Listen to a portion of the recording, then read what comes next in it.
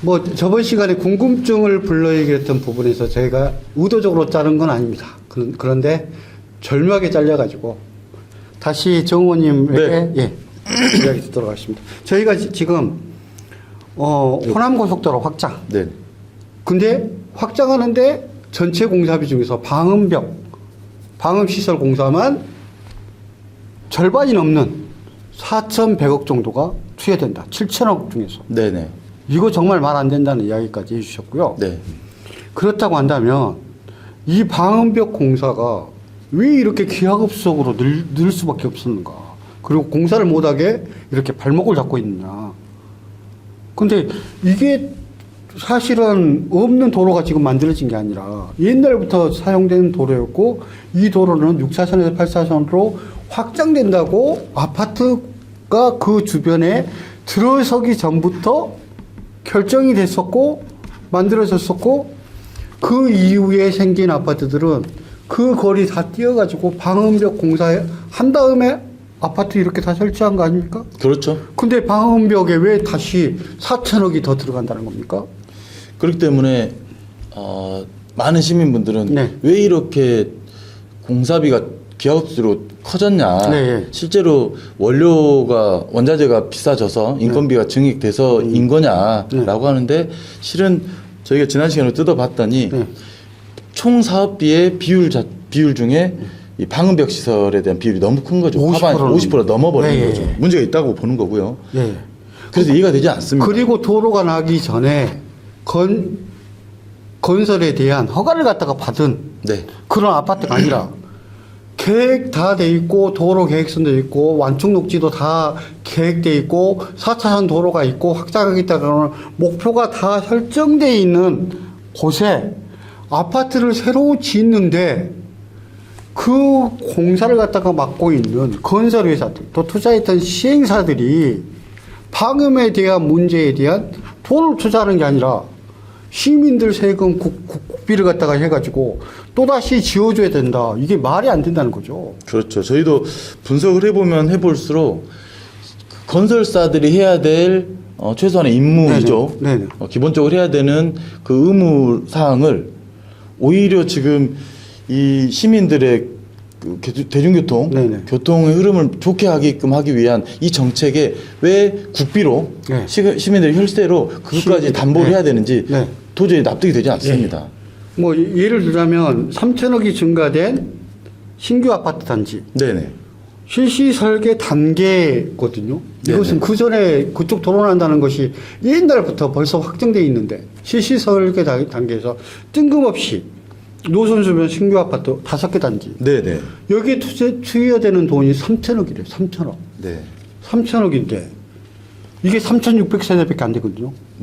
좀 심하게 말하면 한 세대당 1억씩 건설사가 부담해야 될 것 같다가 광주 시민들의 돈으로 혈세로 다음에 국가의 세금으로 해준다는 거예요. 나중에 만들어진 아파트인데.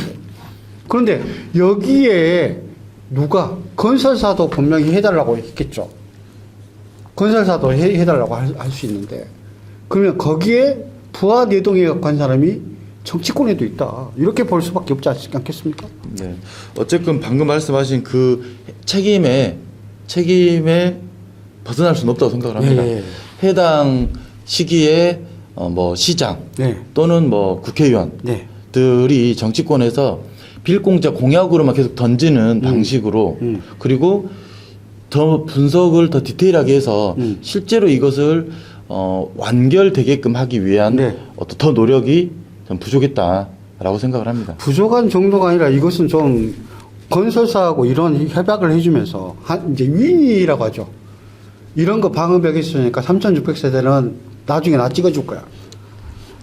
라는 거 있을 수도 있고 또는 건설사에게 이렇게 해가지고 사실은 금액을 갖다가 늘려주면서 토건 비리라고 하지 않습니까? 토건 비리에 대한 것도 실제로 조사가 돼야 되는 거 아닌가라고 하는 생각이 들 정도인데 3천억 정도인데. 그 부분 관련해서는 좀 더 뭐 이렇게 여러 가지 정보들을 좀 파악할 필요가 있겠다 이런 생각이 들고요. 말씀하신 것처럼 3,600세대 우리 주민들도 소중하죠. 저는 이제 그 귀한 뭐 분들이다라고 생각은 합니다. 그럼에도 불구하고 실제로 전체 광주를 조망하고 또 북구 전체 주민들의 어떤 대중교통 또는 시민의 어떤 통행권을 확보하는 데 있어서 이것을 차일피일 미룰 문제가 아니기 때문에 무엇을 우선순위로 둘 거냐라고 봤을 때 3,600세대의 그 주민들이 요구하는 부분들을 이런 식으로 바로 받아서 전체 총 사업비가 늘어나서 결국은 단 한 발짝도 나가지 못하는 이런 안타까운 상황들이 계속 발생하는 게 저는 문제라고 봅니다. 돈이 있다면 뭐 방음 시설을 하고 아니면 집집마다 아예 그냥 자기 부상 뭐 차를 갖다가 다 마련해 주고 아니면 방음 없는 삼중유리 다 갈아주고 왜 못하겠습니까? 그런데 그것이 과도하고 터널식으로 만들려면 사실은 여기 보니까 하루 통행량이 13만 대예요. 13만 대. 네. 13만 대면 그 매일같이 13만 대가 그러니까 거기를 통행을 하는 거죠. 하루 통행량이 13만 원인데 그걸 갖다가 터널로 만들어 버리면 도로 내부에 터널 안으로 들어가는 곳에서는 소음도가 엄청 높아지는 거거든요. 네네. 예. 그러면 13만 명이 정말 피해를 갖다가 또 정반대로 방음 시설을 갖다가 과도하게 하면서 터널로 만들면서 받게 되는 건데 그 피해를 갖다가 감수하면서까지 어떻게 이렇게 해가지고 계획을 짤 수 있느냐. 이것은 정말 조사를 해봐야 될 네, 맞습니다. 전적으로 동의가 되고요.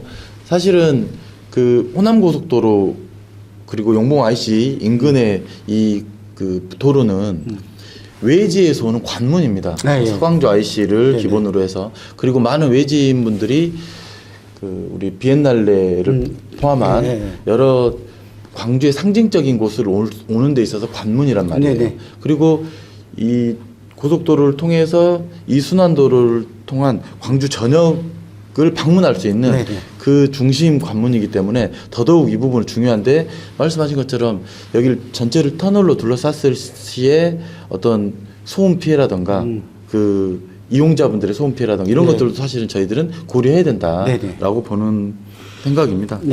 그리고 이제 어쨌건 이 부분을 공사비는 현실화시키면서 이게 실질적으로 가능하게끔 하면서도 이게 추진되게 하려면 지금 그 방음 벽 때문에 단 한 발도 못 나가게끔 현재 상황인 것 같은데 이 부분을 이런 실시 설계 중에도 계획 변경할 수 있는 거 아니겠습니까?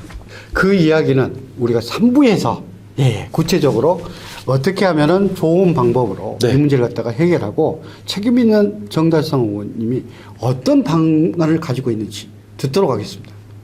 시민분들에게 다양하게 들었던 또는 전문가분들에게 들었던 내용을 바탕으로 해서 다음 시간 때 이야기 나누도록 하겠습니다.